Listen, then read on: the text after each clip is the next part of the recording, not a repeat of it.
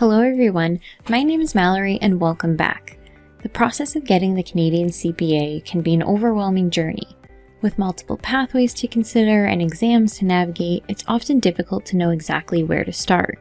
Throughout today's video, I will provide you with information on how to become a CPA in Canada and help you plan your designation in much more manageable steps.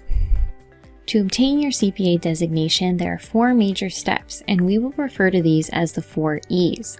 That is your entrance, education, examination, and experience requirements. To begin your CPA journey and identifying which pathway is right for you, we must first consider your educational background.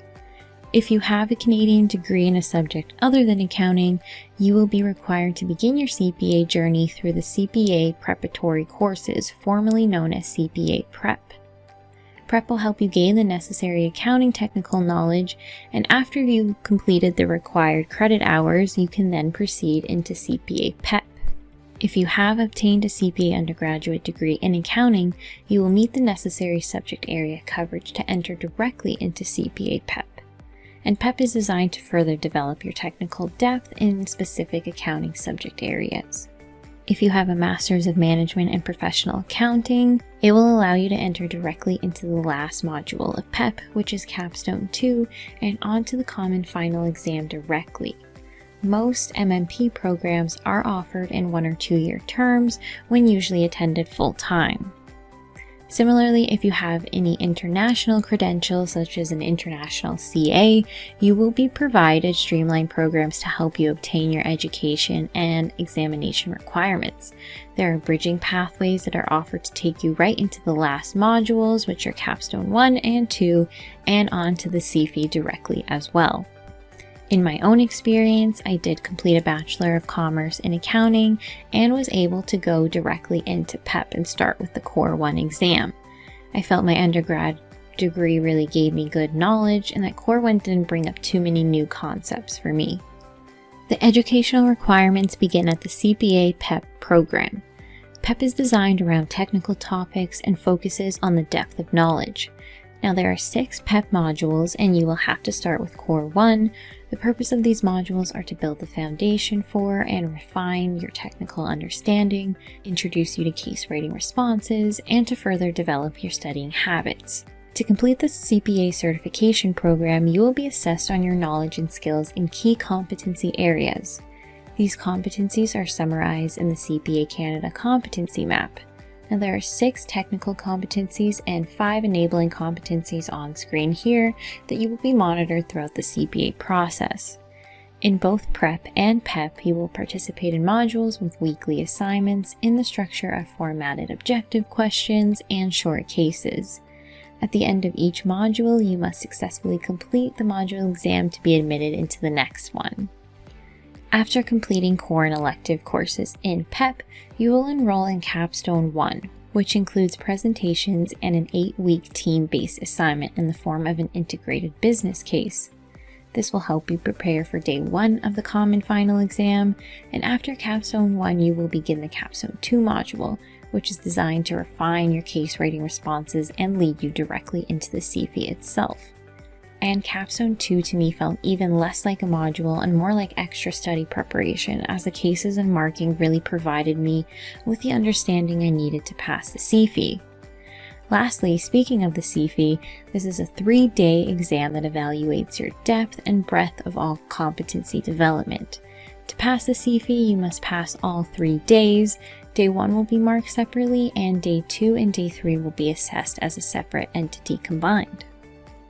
Here you will see an example of a CPA competency map.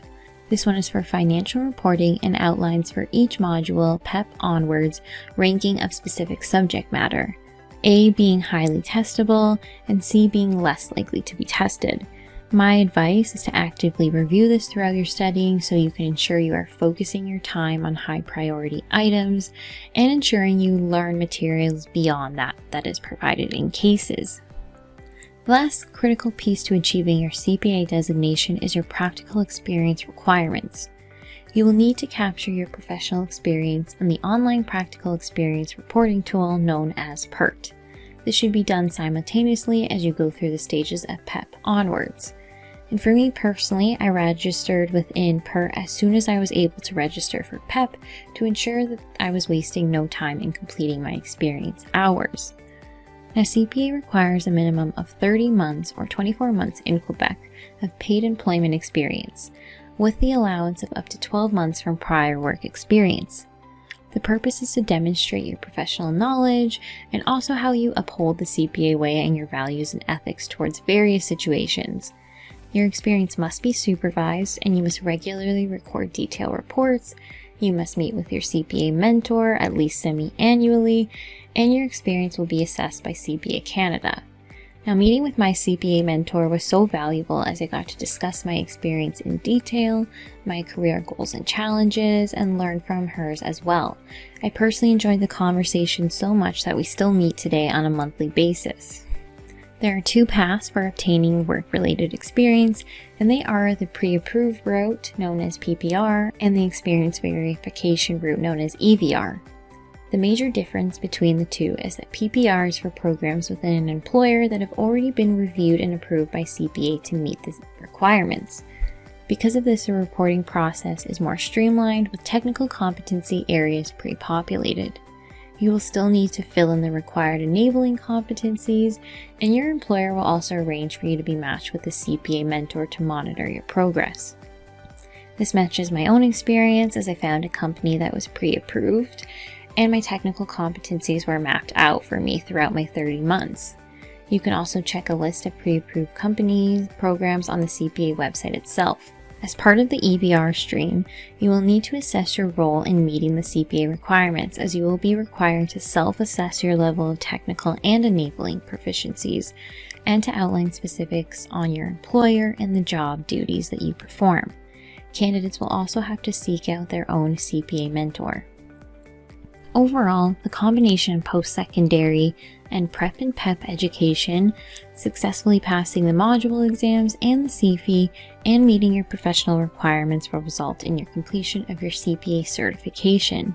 Resources will be provided to you each step of the way. Getting your CPA takes a lot of commitment and coordination for when you complete your exams, but it is well worth it. And while each individual may have their own journey, it is about finding the right CPA path for you.